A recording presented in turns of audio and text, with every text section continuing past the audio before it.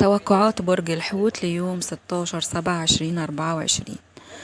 ما شاء الله يا حوت، عندك معجزة إلهية ظهرالك بتخليك انت ملك الأبراج اليوم.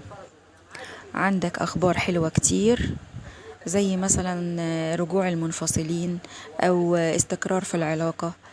عندك كمان لم شمل، وبتعمل خير كتير وصدقات. ممكن الخير ده يكون توزيع أكل أو توزيع فلوس أو حتى سؤال على المريض. كلها حاجات كويسة وأعدالك إن شاء الله في ميزان حسناتك. نصيحة يا حوت، غربل علاقاتك. الناس اللي حواليك فيهم كتير عقارب، ادرسهم كويس واعرف مين فيهم الصالح اللي عايز مصلحتك ومين الطالح اللي بيتمنى لك الشر.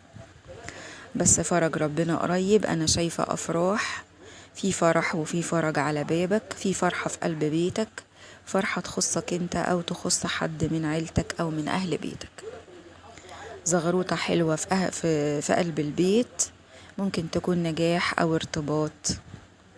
ما شاء الله، الدعاء مستجاب الفترة دي. ادعي كتير بكل اللي بتحلم بيه وبتتمناه يا حوت، ربنا هيستجيب لك بإذن الله تعالى.